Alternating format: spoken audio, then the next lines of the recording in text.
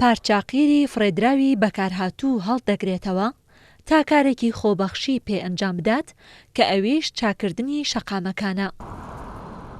جوتیار ئۆتۆمبیلی نییە و بە هاوکاری هاوڕێکانی قیرە بەکارهاتووەکە دەگوازێتەوە و بەگەیشتنی بۆ هەر شوێنێک کەلوپەلەکانی دادەگرێت و دەست دەکات بەکارکردن.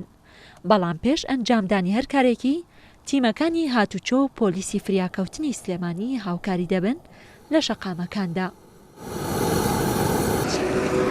سەرەتا گەڕێم یان لە ڕێی فەیسبوکەکەمەوە ڕسمی و مۆقیعەم بۆ نێرن ئەچم سەیریەکەم ئەوەندەی قیر کە بیە قیری کۆنی بۆ پەیداکەم و بە هەمان شێوە سەرڕێژی پێکەم. جوتیار حەسەن ئەو پیاوە خۆبەخشەی سلێمانیە. تەمەنی 42 ساڵە و ماوەی زیاتر لە 8 ساڵی تەمەنی تەرخان کردووە بۆ پڕکردنەوەی ئەو چاڵ و چۆڵیانەی کە لە شەقامەکاندا هەیە و بۆ تا ڕێگر لە بەردەم شۆفێراندا. 8 ساڵەمەوە پێش لە حادیسەیەکە لە ڕێی پیرەمەگروم بەهۆی چاڵێکی ناو شەقامەوە مناڵک بوو بە خودبانی لە سارێک.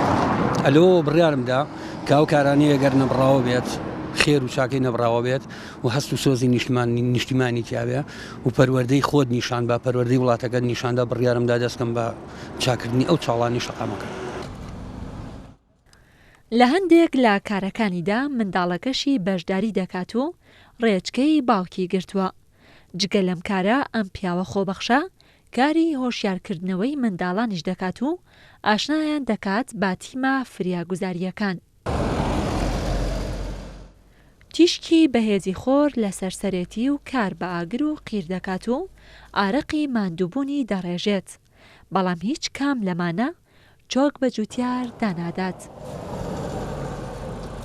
قیرەکە بەرگەی گەرمی و ئاگر و تیشکی خۆر ناگرێت و دەتوێتەوە. بەتوانەوەشی کارەکەی جوتیار ئاسان دەکات و لە هەنگاوەکانی کۆتایی نزیکی دەکاتەوە و کارەکەی کۆتایی دێت و ئیتر شۆفێرانی شەقامەکە بەکاردەهێنن. ڕێزان محەممەد، کورسات نیوز، سلێمانی.